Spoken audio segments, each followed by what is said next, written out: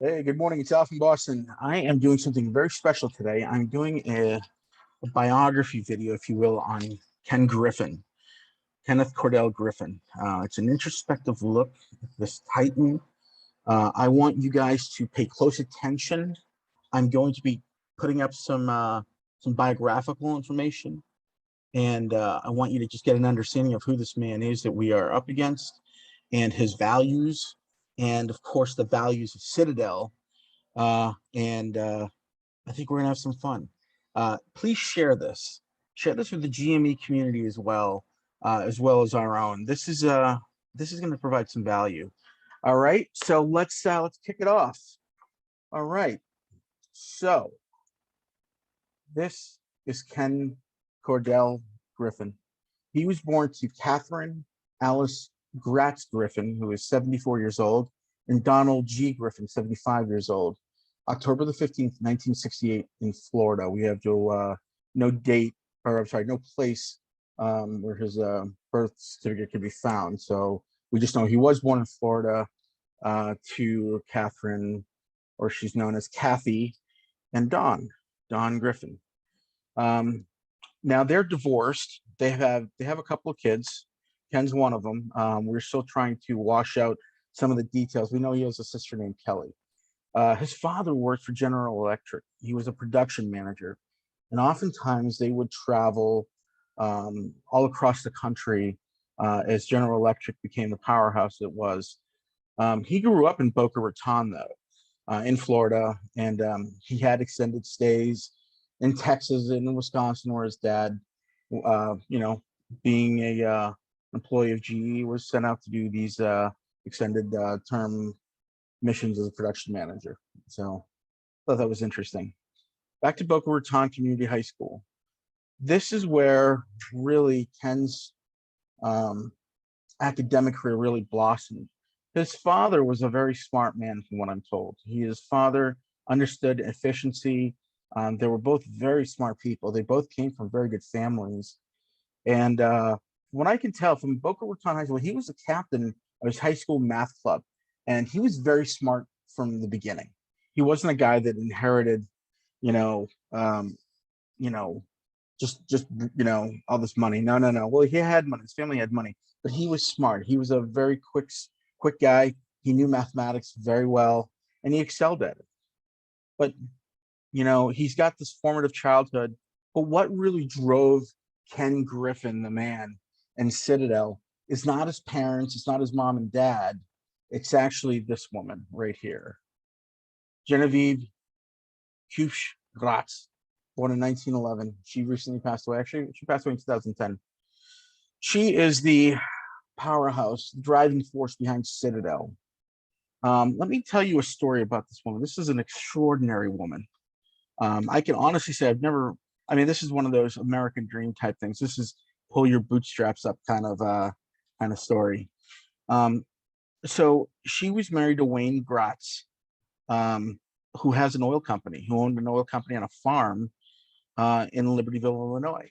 Now, this is the 60s we're talking about. Wayne died, Ken Griffin's grandfather, and she was ready to get bought out by a bunch of oil men. They came around trying to buy her out, and Ken's grandmother, Genevieve, wouldn't have it. And she's got quite an amazing story. I did, however, find the obituary for her, and I wanted to show you guys something.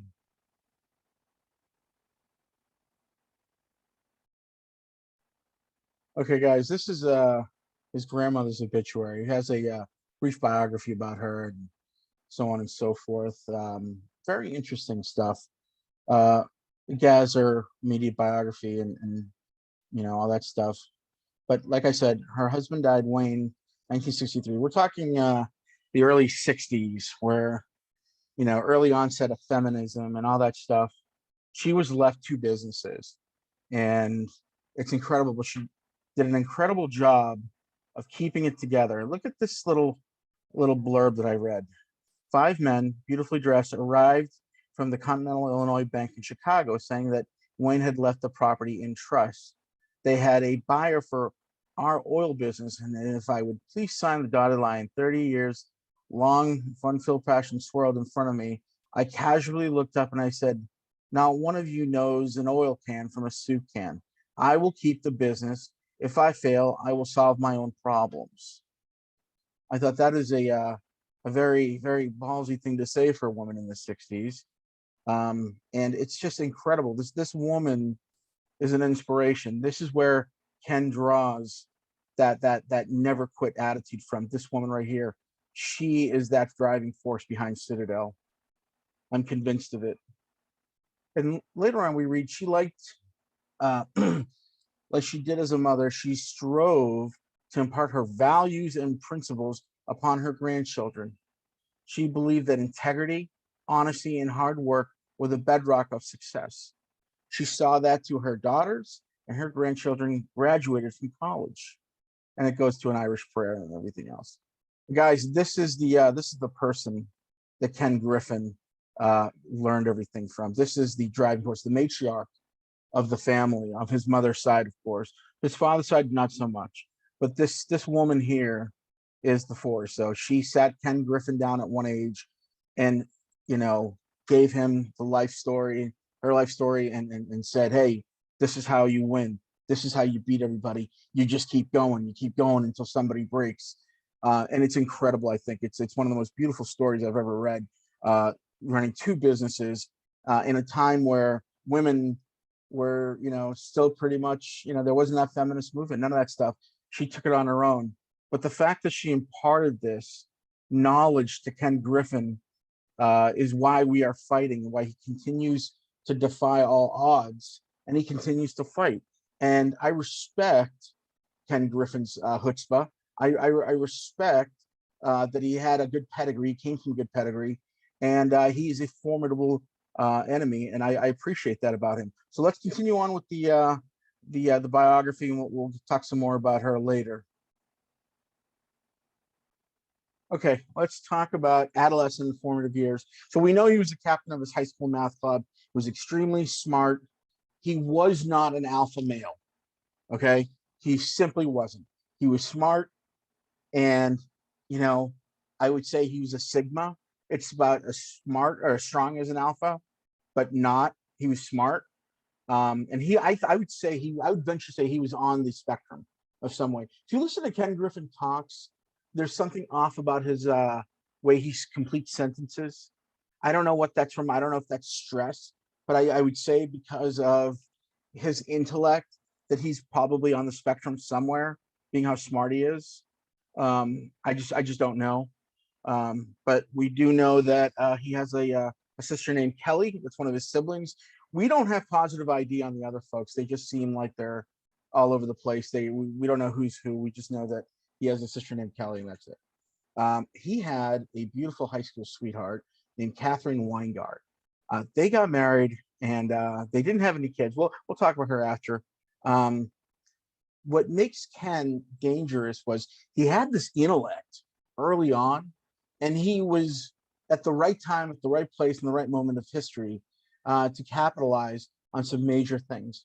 One of them being the IBM factory. He was part, he was nearby the IBM factory, and he was one of the first people to get an IBM personal computer, where that's where his software engineering background started. He started learning BASIC, C++, so on and so forth. And he had a strong background in that. And eventually he was accepted into Harvard. And we're going to talk about that next. He's also a member of the Fourth Presbyterian Church of Chicago. I'm unable to confirm if he's a Calvinist or not. Calvinism is, for those who don't know, is a sect of Christianity where, well, in my opinion, I'm a Calvinist in a sense. I am actually a Calvinist, but it's a fundamental form of Christianity, and it's unpalatable for a lot of folks. But I believe it to be true. But I'm curious to see if Ken is a part of the Calvinist movement, just to see if I can kind of extrapolate the values, Protestant values, into his work, because we're unable to confirm he was born a Catholic or a Protestant. So we'll go from there. All right, let's talk about Catherine Weingart, his first wife. So you notice he married a woman named Catherine, just like the name after his mom, which is kind of creepy to me. He married a woman named Catherine, and I don't know. I just thought that was interesting that he married that. I don't know what that's all about, but they were dating in high school. They didn't have kids. So what went wrong? I mean, she looks like a pretty lady. I would say she's beautiful. She is remarried to another guy that has kids and adopted kids and stuff, and she lives a very fruitful life. Looks like, from what I know of her, she's very she looks like she's happy, like genuinely happy. Like every photo she sees, she's looked like she's, quote, living her best life now. I will say that much. And I'm asking myself, here's a nice lady. She looks trustworthy. What went wrong?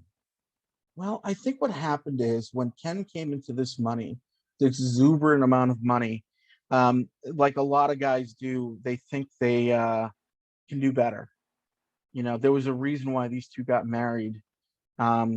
He proposed, they got married, and he abandoned her. In my opinion, that's abandonment. They didn't have any kids, but maybe that she wasn't cut out for that lifestyle, that married, a hedge fund wife. What does that entail? I can tell you something. When I saw her lifestyle, she seems like just a regular folks. She doesn't seem like a family member of a like a Stepford wife or anything. And I feel as if Ken wanted that. He wanted the kids from her, and she was not about this life. She didn't want all that stuff. She seemed like she wants to be comfortable, but not, overly whatever. And of course, Ken's working all the time. He's stressed out in that first few years. It's not much of a marriage, I would imagine. I would imagine that, where Ken screwed up is that he didn't work on his marriage like he did on his formulas and his algos, and the marriage dissolved. They didn't have any kids, and I would say that Ken would be the one.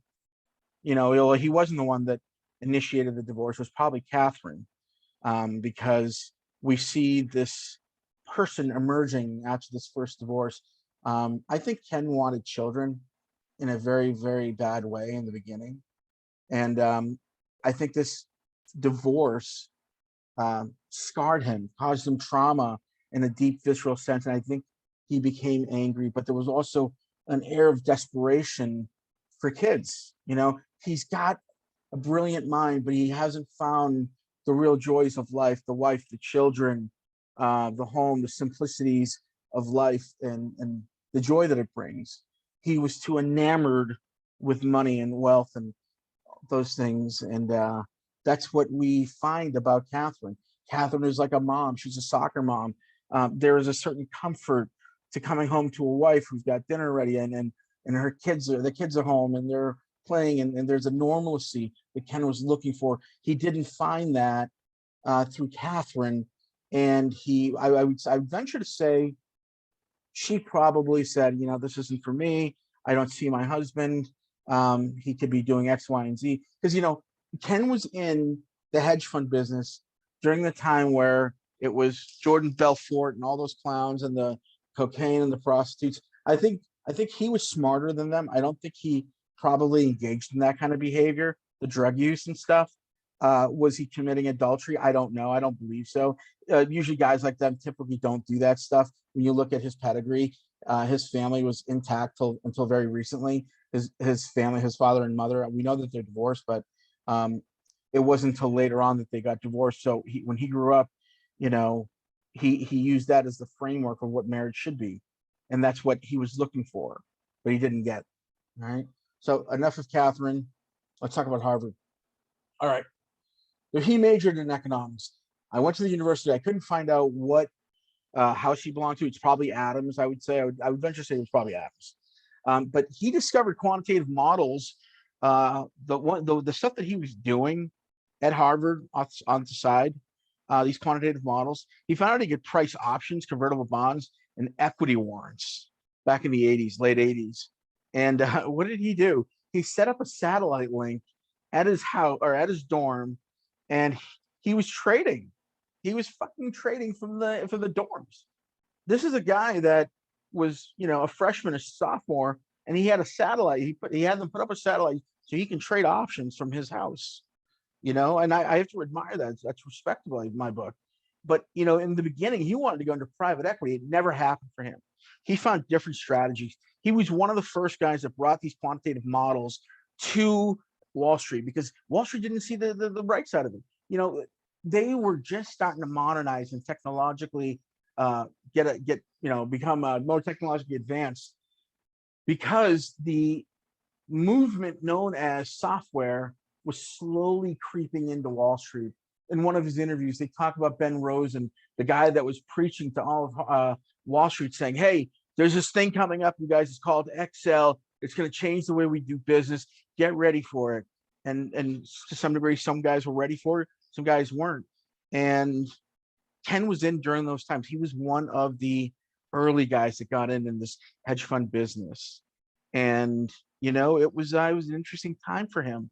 He is very smart. Let's talk about what happened to him in terms of his investments. So he began in '86 in his first year at Harvard, college itself. Started up the hedge fund, the Citadel, from his office, his college dorm. And we talked about that. And he didn't have any money. We know that. He was managing funds, but he didn't have any real money. So he went to Glenwood Partners in Chicago. They were his first backers. Later on, they sued him for fraudulently ending the business relationship. There was one guy, just a very strange, his name was Simons, Simons, and he sued Ken Griffin for breaching of contract or something, but it seemed like a frivolous lawsuit, and Ken won. And just continue on with Citadel. He gave him, his investment back an 80% return, and Ken, walked away from it all. But they ended the relationship amicably. I'm sorry, and they're gone now. I couldn't find out what happened to Simons, or whatever the hell his name was. He just kind of disappeared off the face of the planet. But I thought it was interesting. Let's talk about his life during and after the investment in Citadel and when he began. This is Anna Diaz Griffin. This is one of the driving forces behind him, the person, and him, the monster, I suppose. Anna is a strong, aggressive alpha female. She's a feminist, she's French, and she's a huge art enthusiast, right? Diaz started her career as a financial analyst at Goldman in London. Then she went to New York and later joined the Soros fund, which is Quantum. And later on, she became portfolio manager at Viking Global. They met, they have this commonality at Harvard. She graduated from HBS. Her undergrad was in Georgetown. And she was just this meat eater. And I guarantee she saw, Ken Griffin saw his grandmother in this woman. Here's this very strong person. But Ken, remember, she wanted to excel in career. She wanted to be the first female fund manager, right? At that time, it was very new. She didn't have any money. She came from France. She had some money, but not a lot. And Ken wanted a wife. He wanted children, and he wanted her to stay at home, play wife. He wanted a home life. He never had a home life since he's been doing this work. And there was this understanding between Anna Diaz, however you want to pronounce it, and Ken, right? I feel as if this was a transactional marriage, not a real marriage, but just, they obviously love each other, they had kids, but this was an understanding marriage that, you would provide this and I'd give you access to this type of thing. But she wanted a name for herself. And Ken was the mark. Ken had more money at that time than a lot of people did. And he was still young. She saw how vulnerable Ken Griffin was, and she preyed on him. And in all intents and purposes, I see a woman like her, who I think she's fucking gorgeous. Look at her. But I see somebody who is just watching and calculating and waiting and waiting and waiting, right? Ken, we know, is kind of stunted. He's an awkward guy, doesn't really talk, and I would imagine he drove her fucking crazy. Like, I could see his awkward pauses, his awkward things that he says, driving her nuts. She's a fast mover. Ken is very methodical.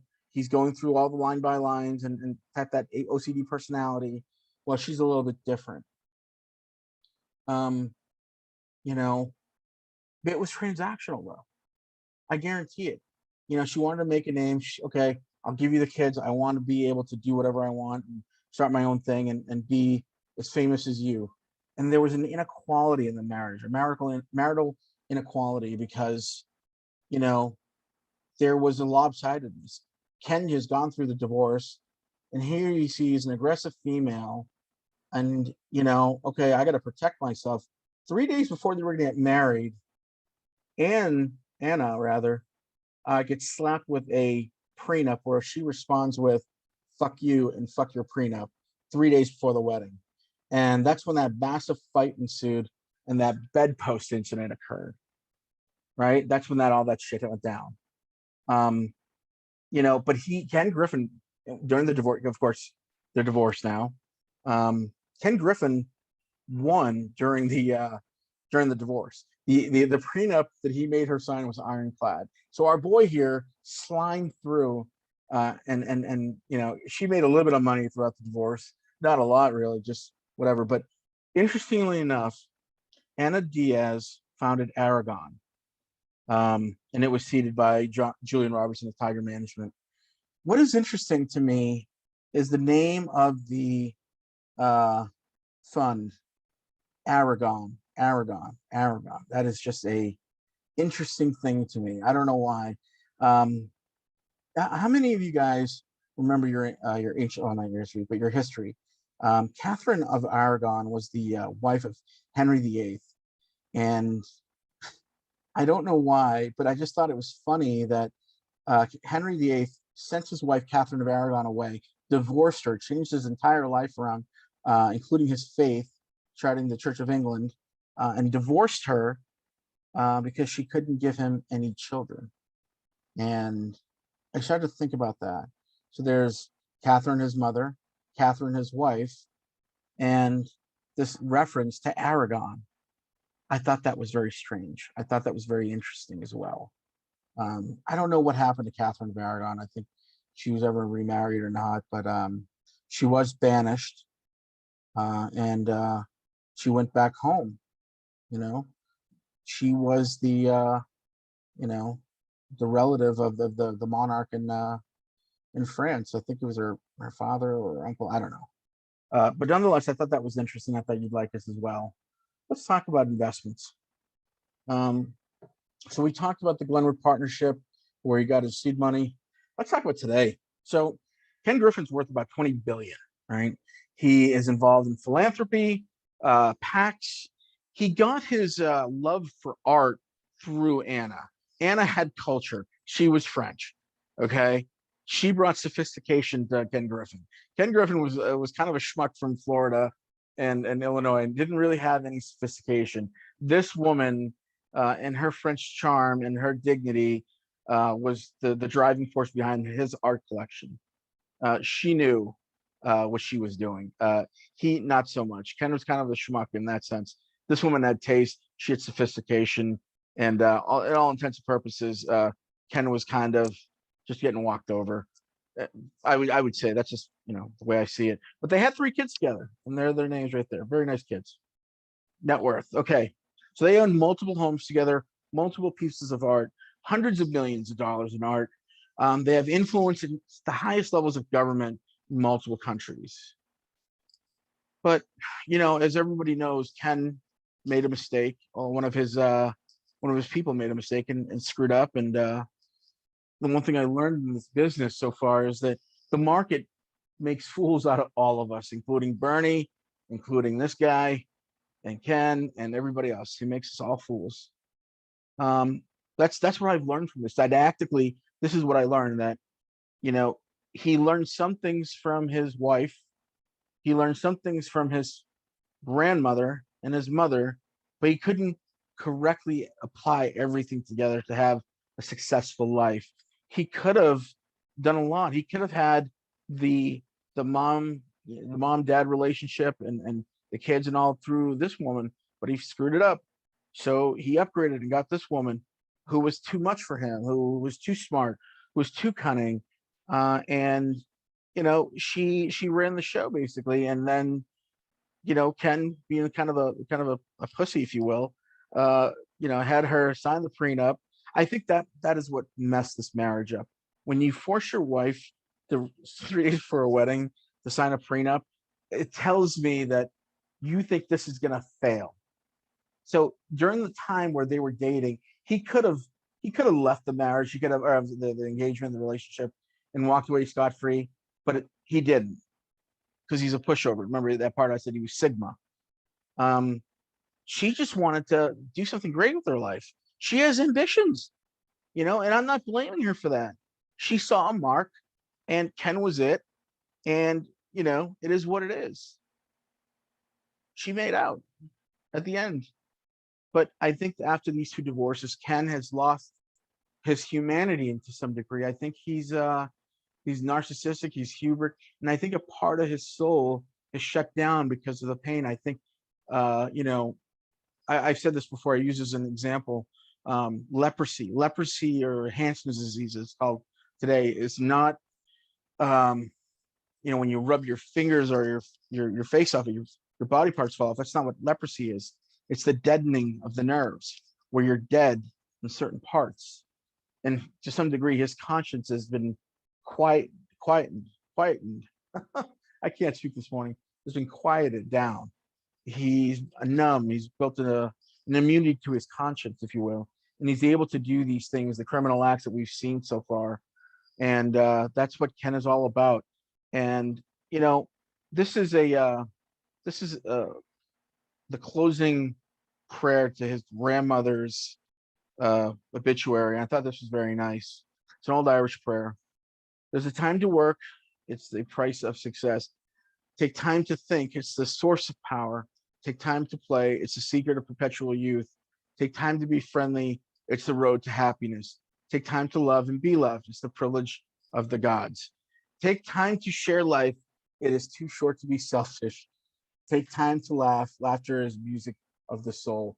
And I hope after the squeeze, you remember the words of this what I call a wonderful woman, Genevieve Hubschgratz, and this beautiful poem, this Irish prayer. And I hope you learned something today. I hope you learn what makes Ken Griffin tick, and the influences he had in his life, and how he got to the place that he is at right now in his life. And I hope you found value in this. And if you did, please share it with your friends. I would appreciate it. And if you could subscribe and hit the little bell icon, and I'll make sure that you're on my next video. You get notified for the next video, which is on Citadel, the company. I'm going to exposit Citadel, the way they operate, all the guts, the technology, the operations, as much as I can dig up. All right. So I hope you enjoyed this. Please, thank you again for joining me. Al from Boston, signing out.